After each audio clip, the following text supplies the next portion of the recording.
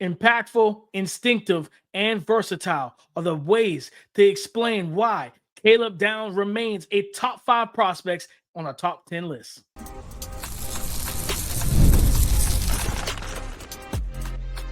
You are Locked On NFL Draft, your daily podcast covering the NFL Draft. Part of the Locked On Podcast Network, your team every day. Welcome back to the Locked On NFL Draft Podcast, your daily podcast covering your favorite draft prospects, part of the Locked On Podcast Network, your team every day. I'm your boy, Damian Parson. I'm an NFL draft analyst with Bleacher Report. That's my guy, Keith Sanchez. He is a director of scouting with the Draft Network and 2019 national champion with those LSU Tigers. And as always, thank you for making Locked On NFL Draft your first listen today and everyday shot for being our everydayers. It's time to talk about our top 10 prospects, midseason top 10 for the 2026 NFL Draft. To open the show, we're going to talk about our top 5 guys, the guys that could be game changers right out of the gate for NFL teams. Then in the next topic, we're going to talk about our 6 through 10 ranked prospects, and then we're going to close the show out with perfect prospect pairing. But before we get into that, Crossover Thursday is presented by Prospects. Download the Prospects app today and use the code LOCKEDONNFL to get $50 in lineups after you play your first $5 lineup. Top 5. Keith, I'm going to go through your list first over at the Draft Network. Guys, you can find it at thedraftnetwork.com from his top 100 that he recently dropped. Number 1, we have Peter Woods, defensive tackle, interior defensive lineman from out of Clemson. Number 2, you have Caleb Downs, safety from Ohio State. And number 3, you have Ruben Bain Jr., edge rusher from Miami. At number 4, you have Spencer Fano, offensive tackle out of Utah. Number 5, you have Francis Mauigoa, offensive tackle from Miami. Number 6, you have Arvell Reese, linebacker out of Ohio State. Oh, sorry, I'm supposed to stop at 5. Forget Arvell Reese, guys. Forget Arvell Reese. But Francis Mauigoa rounds out your top 5. Keith, for me, my top 5 is I have Ruben Bain Jr. at number 1. He's jumped Caleb Downs, who's at number 2. Peter Woods is at number 3. Arvell Reese is at number 4. And I have Jordan Tyson, my wide receiver 1, at number 5. Keith, let's kind of talk about it. We got some similar names in here. I want to get your thoughts on number 4 and 5. Spencer Fano, Francis Mauigoa. What have you seen from them this year so far that put them inside not just the top 10, but your top 5? Yeah, I think with this class, DP, the theme for elevation as far as how high you're ranked is going to be based on consistency, right? And these two young men, talking about both offensive tackles, Spencer Fanu, offensive tackle from Utah, and Francis Mauigoa from offensive tackle from Miami, they've been consistent in what they've been able to do. I really enjoy Spencer Fanu's movement skills at the right tackle position, right? His ability to climb to the second level, and he appears to have a finishing mentality, right? And I think that's everything you want in a right tackle. And we've talked about it, right? Left tackle, right tackle, to be completely honest, try to find you an all-pro, right? That's what you should be striving for. Francis Mauigoa, I like his movement skills also, but the potential for versatility. Is he a tackle? Is he a guard? But we've seen that play out in a positive way. And we've had this common theme with the Peter Skoronskis and then Graham Bartons, right? These guys that came in and they can play multiple positions. They've done it in the NFL. And so I'm looking at both of these guys and I'm saying I like the versatility. I like the consistency that they've provided. And that's why they find themselves inside of the top 5 as offensive tackles. Yeah, I think with Fano, I think the ceiling is so high for him because of the movement skills. And I don't feel like he's fully maxed out with his frame. I believe he's around 290. Maybe you get him up to 305, 310, somewhere in there because he already has, like you said, that finishing mentality. He's physical, he's aggressive.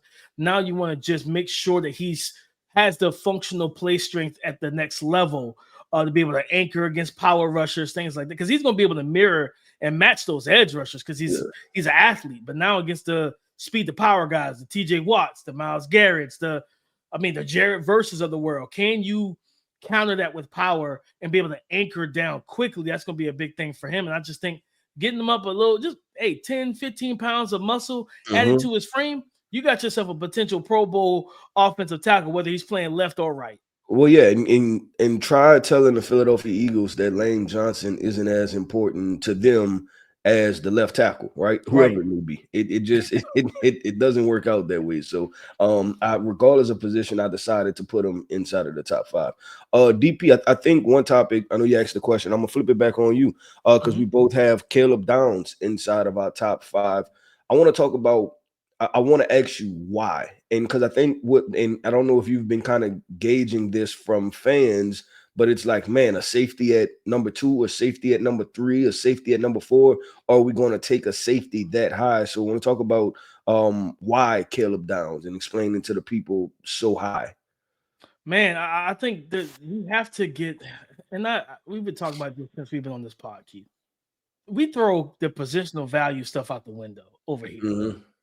Great football players are great football players. You understand what I'm saying? At the peak of Kyle Hamilton, you think those teams in the top 5 that didn't go quarterback or offensive tackle wouldn't want a Kyle Hamilton instead?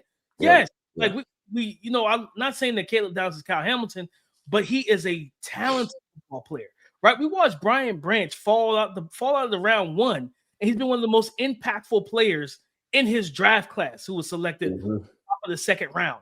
Right. So for me, Keith, I think with Caleb Downs, the instincts, good athlete, he's where he's supposed to be. He could play man coverage, play zone. And again, we talked about this probably maybe a month or so ago. The addition of Matt Patricia calling defensive plays allows him to transition into an NFL defense quicker, in my opinion. You got a guy who called plays for Bill Belichick, right? Who was also a former head coach. Was he successful at it? No, but the point is he was a former head coach in the NFL. And I think Caleb Downs and the versatility he brings, the ability to mask and disguise coverages, that stuff matters. He's a +1 in the run game. So he could walk down into the box. He could play overhang, play nickel, like all of that. And if you think about nowadays, Keith, we're starting to see teams, if we've started for the past couple of years, see teams say, you know what? Let's have 3 good safeties that we could come out in big nickel, big dime, take a linebacker who's not as athletic off the field and put that safety there. You could do that with the Caleb Downs as well. You know what I'm saying? He could play that star position that like a Jalen Ramsey has played when he was with Raheem Morris in Los Angeles with the Rams. I think this is one of the best players in college football. And for those fans who, man, a safety at 2, yes, I want impact players, man. I want blue chippers. I want guys that I don't have to question how you're going to translate to the league. I don't care if you are a safety, if you're a running back, if you are a full-blown bona fide playmaker, I want you on this team. Because too many times we see guys fall down the board. I always go back to that darn class. What was it? The Jake Locker, Christian Ponder, EJ Manuel. Yeah. It was a lot. I think 5, maybe. I can't even remember. There was a lot of quarterbacks in that. Positional value, Keith. And then we watched some Hall of Fame defenders slip down the board a little bit so we could take the quarterback. Let's go ahead and get rid of that positional value. QB tax is always going to be a thing, but Caleb Downs is just too darn good, too impactful to make the argument, oh, he's just a safety. All right, it sounds good until you don't have a safety that can do what he can do. Yeah, no, and I agree with that, DP. And there's a transitional thought process, right? And what I mean is that when in the draft space, we throw it in the positional value chart, right? But then when you think about it and you sit at home and the game gets cut on, you're watching Sunday night football, right? The playmakers end up being the playmakers. There's not a positional value. If you're running back and you score a touchdown, it's not like it only counts for 4 points instead of 6 points, right? And you hear the guys like Chris Collinsworth and they're commenting on the players, or they put the graphic up of the key guys to watch. They don't say, oh man, he's a running back, can't put him up there, right? He's not going to be a difference maker. Like, so I think that process has to, in this draft space, it kind of has to translate. Like, no, draft the playmakers, draft the guys that are extremely talented and go with that, and then watch how it plays out. And I think that's the thing that we have to start looking at in the NFL draft space. But DP, let's do this, man. You went the top 5 prospects. Let's do 6 through 10 now and round out the top 10. So let's do 6 through 10 top prospects coming up next. This episode is brought to you by Prize Picks. You and I make decisions every day, but on Prize Picks, being right can get you paid. Don't miss any of the excitement of this sports season. Whether you're following the NFL, NBA, or both, there's no better time to jump in on the action. If you haven't tried it yet, PrizePicks is the simplest way to play. Just pick more or less on at least 2 player stats, and if you get them right, you win. It takes less than 60 seconds, less than a minute to make your lineup, and you can play anywhere PrizePicks operates, including California, Texas, and Georgia. The new stacks feature is a game changer. You can now pick more on Steph's points, threes, and assists all in the same lineup. Download the PrizePicks app today and use the code LOCKEDONNFL to get $50 in lineups after you play your first $5 lineup. That's code LOCKEDONNFL for $50 in lineups after your first $5 lineups. PrizePicks is good to be right. Closing out our top 10 prospects, mid-season top 10 prospect rankings for the 2026 NFL Draft. Keith, at number 6, you have Arvell Reese, linebacker from Ohio State. Number 7, you have Jordan Tyson, wide receiver from Arizona State. At number 8, you have T.J. Parker, edge rusher from Clemson. At number 9, you have Jeremiah Love, running back from Notre Dame. And number 10, you have Mateo Uiagalelei, edge rusher out of Oregon. For me, at number 6, I have hold on, I got to count it right. Yes, number 6, I got Mansoor Delane, cornerback. He's my CB1 from LSU. At number 7, I have Jeremiah Love, running back from Notre Dame. At number 8, I have Cassius Howell, edge rusher out of Texas A&M. And then, Keith, I closed out with 2 quarterbacks, Fernando Mendoza and Ty Simpson at 9 and 10, Keith. I want to talk about Mansoor, man. We just talked about, we just discussed Caleb Downs. I think the way Mansoor has played this year, like, this is a guy that I could leave on the island. He's proven that all season. Now, Texas A&M tried to do some things to keep. They were like, "Yeah, we're not letting you get your hands on our wide receivers. We're not letting you touch Casey Concepcion. We're not letting you get your hands on Mario Craver. Yeah, you can go ahead and kill that idea, man. So we're not letting it happen." They motioned them, tried to keep those guys out of the way. He still ended up having an impact in that game. He ended up causing one of the interceptions that Marcel Reed did throw when he blitzed off the edge and deflected the ball, into the flats. But for me, it's just the ability to play man coverage. And we talked about him in the summer, transferring from Vatech to LSU. The footwork, the hip fluidity, the ability to gear down, to accelerate, to stay in the hip pocket, play well in phase, play well out of phase. This is a guy, to me, I believe he has that ability to erase a wide receiver one. Outside of the scheme and the motion stuff, if you leave him on an island, like, for example, you put Mansoor Delane against a wide receiver that's in Cliff Kingsbury's offense where they don't motion at all and they're just straight static alignment. He's going to, like, you give him that opportunity to go one-on-one and play man coverage all game and lock down, he's going to do just that. This dude has been targeted, and it's not like a situation where, remember the beginning of the season, like A.J. Harris from Penn State was rarely targeted because they played a bunch of cupcakes, and then once they got into some good teams, it was like, yeah, no, we're going at you, AJ, and AJ didn't fare so well. But Mansoor, he's been targeted all season, right? He's been targeted. He travels with the top receiver typically. So he gets targeted, and he's still not giving up much of anything through the air. This dude is a lockdown corner, in my opinion, Keith, and I love what he brings to the table. Yeah, no, and you talk about the physicality part of it for him, right? And I think that's the big point. You talk about him blitzing and being a good tackler and playing physical and press. I think that's going to be his calling card as a corner, right? Is if you put him on an island, his ability to be physical and run support and things like that. So I really like that from that perspective. I'm trying to see what offensive player we want to get into, man. Jordan Tyson or Jeremiah Love. Let's go Jeremiah Love, DP, because I know I had him ranked in this area, and just what you've seen from him, because we talked about him some, right? And especially beginning of the season, we kind of talked about Notre Dame. Hey, how about you use your really talented running back?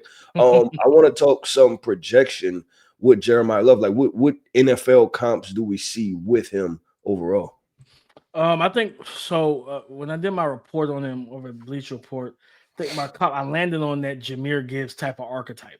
Explosive, dynamic.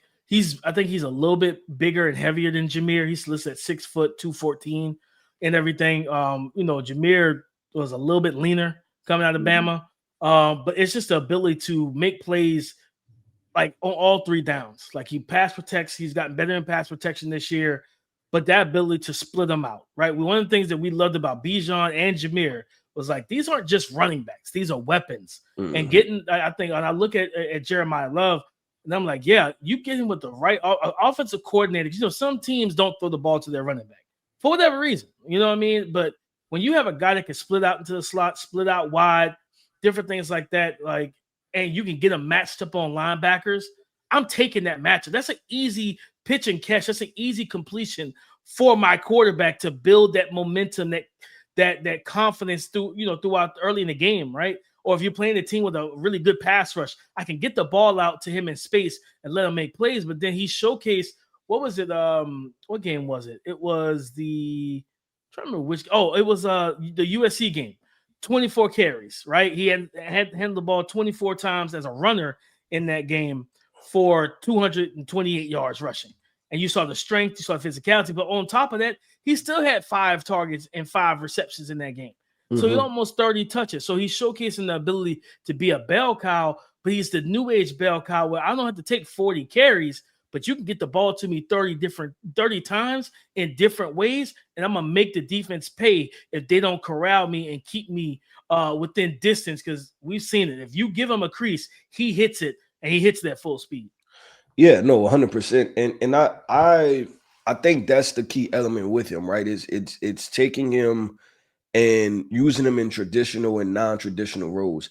And I look at Jahmyr Gibbs, and was that a couple weeks ago? What game was that? That was the Tampa Bay Bucks. I think it was Sunday Night Football, either Sunday night or Monday Night Football, right? Night Football, yeah. And it was I don't want to call it a coming out party for Jahmyr Gibbs, right? Because people are very aware of him. But I think the shift in workload that could happen for Jahmyr Gibbs could be applied to what you think of when you think of Jeremiah Love. I get it, kind of using them, and this is a term we haven't used in a while, right? Like a spell back, right? Like they used to be like, oh, the spell back. And all that type of thing. But when those type of electric players, don't you want to get them the football as much as possible, right? Like I'm talking about the carry percentage. Instead of it being 50-50, I mean, if this guy has the opportunity to be a dynamic game changer, because that's what Jahmyr Gibbs was in that game against the Tampa Bay Bucks when he broke their 70, 80-yard run, right? It changed the game. It was like, this is not going to be good.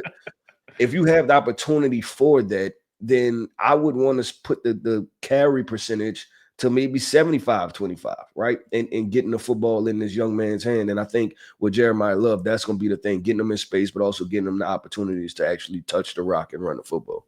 Yeah, I think he's going to elevate somebody's offense, whether, like you said, running the ball, catching the ball, and that, just what we're seeing from Jahmyr. I remember when Jahmyr got drafted, it was probably like 6-7 weeks into his rookie year. Everybody was like, why did you draft him if you're going to keep running David Montgomery? It's like, guys, be patient. Like, you know what I mean? Like, they paid David Montgomery for a reason. He's a really good back. But we're starting to see that shift in terms of touches and event. Because at the end of the day, if I have a David Montgomery, why am I going to run the wheels off of my rookie when I just drafted him? Yeah, I need him for the long haul. Like, I want to be able to pay him. This is a guy I want to pay. I want to pay him. I want to pay Bijan. We're like Saquon Barkley. The year before Saquon Barkley went to the Eagles offense looked disjointed and everything else. They get Saquon Barkley. Jalen Hurts and Saquon Barkley become one of the best backfield duos in the NFL from quarterback, running back standpoint. And it's like, you don't know who's going to run the ball. Saquon Barkley called game multiple times last year. Even in the playoffs, in the snow, they had him mic'd up where he looked at Jalen and was like, I got this. Give it, like, I got it. And he took it with 50 yards against the Rams. If it wasn't for Saquon, Matthew Stafford might have won his second Super Bowl. You know what I mean? So it's just the running back position, again, positional value be dang. I'm good on it. I'm good on that conversation. I want playmakers. And I look at Jeremiah Love, these type of guys, they don't grow on trees, Keith. Like, they don't grow on trees. Like, guys that can catch the ball at a really good clip, that are super athletic, all of the track background, sprinter speed. These guys don't grow on trees. But I want to ask you real quick, looking at yours, right? At your top 10. So for me, talk about Mateo Uiagalelei, Keith. What is the projection for him? He's like 6'6", 270. But he's more athletic than 270 pounds that you would think about. Yeah, so I'll say this, DP. He's probably going to be one of the more difficult evaluations for me because when coming off, and I think we had this conversations about edge rushers maybe a couple weeks ago, and just ability to flat out win with athleticism, right? Like being an electric player, like that first step explosiveness, and then being able to bend the corner. To me, in my opinion, Mateo comes right up against that to where I can make a case for him being a top 10 player, and then I can make a case for is he a threshold of a top of the second round type player, right? And I go battle back and forth, but I look at the production and he's found a way to be productive, right? And then I also look at the size and the versatility, and it's like, okay, cool. Where does he fall? So he was, and I'll be honest with you, like inside of my top 10, right at 10, he was a complex one for me. But then, just looking at the draft prospects, it's like, man, I think he may fall right up against this threshold. And I don't know if you agree or disagree with that. Yeah, 100%. Because I think he right now, it's almost like that toolsy quarterback. Like you're just waiting for that consistency. It's like you have the height, the weight, the arm strength, the mobility. Is like I just need, what a good comp for him. Like just kind of like from just talking about quarterback, the edge, and into the same class. He is like the Taylor Green to me of edge rushers, where it's like all of the tools are there. You're just waiting for it to click with consistency. Yeah. And it's like once that happens, you're like, man, I may have a star on my hands heading into the NFL. That's how I look at Mateo. All the tools are there. It's just, okay, can we get some consistency game to game as a pass rusher? Yep, I agree. It's one of those things where you kind of feel like this could go both ways, right? Yep. It can go both ways. But DP, let's do this, man. Our classic segment, perfect pairings, right? This is where we pick the NFL team. We pick the draft prospect, and we tell you this has to happen. This pairing has to happen because it has the opportunity to be mutually beneficial. Coming up next, we have perfect pairings. Mazda crafts cars for those who do more than simply move. Mazda delivers confidence with every single ride, with more IIHS top safety pick awards than anyone else as of August 2025. From footwork to breathwork, athletes sweat all the details, and Mazda brings this same intention to how we craft every model. You can feel Japanese craftsmanship in every detail, from metallic accents to available Napa leather upholstery. You can make everyday drives feel like anything you'd like, but from smooth handling to intuitive controls with all-wheel drive standard in every single crossover SUV, you can drive with confidence through almost any season. So like our players, we sweat every detail, because when you make every move count, impossible becomes irrelevant. Mazda, move and be moved. Thank you for making Locked On NFL Draft your first listen today and every day. Shout out for being our everydayers. Perfect prospect pairings. Keith, I always pull up Tankathon, look at the draft order, and I go to number 15 right now. They're 3, 4, and 1. That is the Dallas Cowboys, Keith. And Jerry did a lot of talking going into that game against the Packers, which was a very good game. They tied the game. Shout out to Jerry. I know that was a win for him. And he was like, yeah. Mike is so great, but our run defense. Sometimes he lost to some games because of our run defense. I'm like, that's a bold statement. I feel like Mozzie Smith not panning out for you as well. Why you lose some of the rushing ability, stopping the run. Keith, but even when they did have some moments, be able to stop the run and force teams in third downs, like they can't get after the quarterback. So it's like, wow, you lose Michael Parsons. That's kind of what happens. Because I look at Ohio State, who's got it made up both for our top 10. I think he was my number 4 for me, number 6 for you. Arvell Reese, the do-it-all defender for the Ohio State Buckeyes. I want him with the Dallas Cowboys. And I just look at it from this aspect. If you did it once, do it again. 6'4", 245 pounds. When you drafted Michael Parsons, he was labeled and listed as a linebacker. And because of some, I think, was it injuries his rookie year, it forced him to play both linebacker and edge. Yeah, and that's when we saw him blossom. Yeah, they definitely, and I think that's the part that people forget. They stumbled into Michael Parsons being the 100%. And those who watched the film, and because I had an interesting, thing with Michael Parsons, because I was at LSU during the time, right? So I remember him from high school, and I was like, yeah. the guy was kind of built like an edge rusher. So when he was coming out in the draft and people were still talking about linebacker, I'm like, the guy is kind of built like a defensive end. like he's built like Khalil Mack. Maybe we should try him at edge rusher. So the Dallas Cowboys stumbled into that. 100%. You are 100% correct for breaking that up with the injuries, right? I forgot what injuries it was. I can't remember. That was like DeMarcus Lawrence, maybe back then. I can't remember what edge rushers it was. I can't even. I mean, that could go back as far as a Taco Charlton name pull, right? No, because they were missing on edges, Randy left Gregory, and right. At that time, like they were missing left and right on that. And I think when I look at Reese, I like Reese as a linebacker. I think he's a very impactful linebacker. Functional, dropping off to zones and spots. He's aware and keeps his head on the swivel and different things like that. Protects the seam and everything. And of course, he's a really good run defender, triggering downhill. He attacks offensive linemen with power. And then you see him walk down on the edge, and you're like, okay, I see a lot of upside with this dude rushing the passer. That long arm, that speed to power. Then you got the speed around the edge on everything, using the club maneuvers and being physical. I think this is a guy that can do both. You know what I mean? Like the Baron Brownings, what was it? Drew Sanders coming out of Arkansas before he got hurt with the Denver Broncos was another one who could say, hey, first and second down, help us in the run game. And on third down, we'll walk you down to edge. And like I said, like we talked about earlier with Caleb Downs, if you have three safeties, you could take up Arvell Reese, put him on the edge, bring another safety in to replace him at backer in those big nickel and big dime situations. I think this is a dude that, for me, for the Cowboys, he also brings an attitude. Like every time I see that defense, and I'm just like, this defense is not tough. It's not a physical defense. Arvell Reese is injecting physicality the moment he steps on that field. So you need a guy that's going to change the culture on that defensive side of the ball, make guys take accountability. Like, hey, he plays like a madman, the same way Micah did. And you need to replace not just the talent, but the mentality on that defense. And I think Arvell Reese could do that.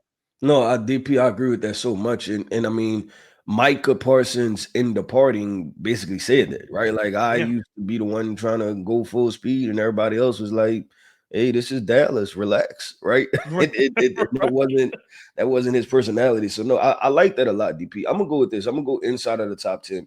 Right at 10, I'm sorry. I'm gonna go the running back we just talked about, Jeremiah Love to Cincinnati. And the reason I say, and obviously offensive tackle is going to be a huge thing for them. I think either way that they can find to get the ball, to protect Joe Burrow, and sometimes you can protect him with offensive linemen, and sometimes you can protect him with a running game. And I think you have to look at it from that perspective, right? And even you think about the not early years, because early years Peyton Manning had Edgerrin James, right? But Marshall Faulk, Edgerrin James, and then the guy I was going to go with, remember Joseph Adai, and he was kind of one of those backs too that was versatile out of the backfield, can catch the football, pass pro, and he can tote the rock some too. I think giving him a bona fide, just top tier playmaker can help balance this Cincinnati Bengals offense out to where some of the times you can just take the football out of Joe Burrow's hands and let him run the rock, like almost, like in when you look at opportunities, right? And because we do it for running backs and we talk about workload, right? And workload and potentials for injury. Well, I think you can say the same thing for quarterbacks, right? Like the more times they drop back is the more times they have an opportunity to get hurt and get injured, right? So if you only give your quarterback 30 times the opportunity to get injured versus dropping back 55 times a game, then I mean it helps, right? So I like the balance, and I like everything we talked about with the electricity of Jeremiah Love. And the Cincinnati Bengals could use offensive tackle, but I like drafting a running back also. And I love the points you bring up, Keith, because even when you're talking about, like, from a winning standpoint, of course, wins and losses are not a QB stat. But I remember when Brady was in the league, he was the only quarterback with a winning record throwing when he had to throw 45 to 50 times a game. Peyton Manning, I think, had a losing record. Drew Brees had a losing record. It was only TB12, which lets you know this is not a formula for success if only one man was successful at it. So being able to, and I know that Joe Burrow is so comfortable and so good in the open concept, shotgun, going 11 personnel. But man, I think Joe Burrow getting into center, give me a traditional run game, hard play action. You know, we talking about changing the levers and pulling the levers, getting single high safety. And you talking about single high safety. Because if you got a Jeremiah Love, don't get me wrong, Chase Brown has played well. But I think Chase Brown is also coming up on a contract situation. Mm-hmm. Do you want to pay Chase Brown? Yeah, right. 100%. And when you have the opportunity to potentially, and this goes to the quote, right? Don't let good prevent you from drafting great. Meaning that if you have opportunity to elevate at the position, and then like you said too, right? Rookie contract, how much money do you want to pay him? Right, like that whole, especially that cheap organization that the Bengals run. Like you just paid Burrow, you paid T. Higgins, you paid Jamar Chase. You played around with Trey Hendrickson, and you lofted him up in potential trade talks. No, you definitely want to save some cash, and I don't think you want to pay Chase Brown. So let's reset the clock financially, draft a Jeremiah Love, and allow him to be the guy that especially in the postseason. Right. And in the late in December, you play in Cincinnati. It's a cold weather state. Like, man, late in the season, you playing Lamar Jackson, you facing the Browns, you facing the Steelers. Play people. That's the one thing I never understood about Zach Taylor and that coaching staff. I get it. Joe Burrow is Joe Burrow. He's Joe Cool, Joe Shiesty, all of that. Let's play keep away. Let's keep the ball away from Lamar. Let's keep it away from whoever's the quarterback on the opposite team. Granted, the Browns, you probably don't have to play keep away right now with you know what I mean? The Dylan Gabriel's there or whoever. Like they're rookies. They're trying to learn the NFL. So you might not have to play keep away. But if you face Lamar in December, yes, you face Aaron Rodgers right now, and he's played good football for the most part this year with the Steelers. You want to play keep away because your defense it's not been the best. So I love that, Keith. I think that makes a ton of sense. Getting Jeremiah Love, being able to be balanced, let Joe Burrow do his thing. I like that.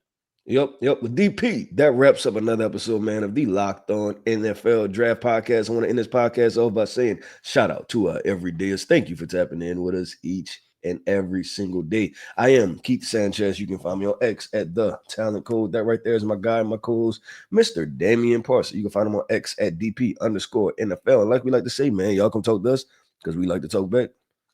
Go subscribe and follow for free on YouTube, wherever you listen to podcasts, to get the latest episode as soon as it is available. On tomorrow's show, it's week 10 of college football, guys. Man, the season is flying by us each and every single week. We get into our offensive statement makers, defensive statement makers, and those sleepers because we're going to hit the alarm clock and wake you guys up on who you need to watch for the 2026 NFL Draft in Week 10 of college football. So come and join the conversation again tomorrow on the Locked On Podcast Network, your team every day.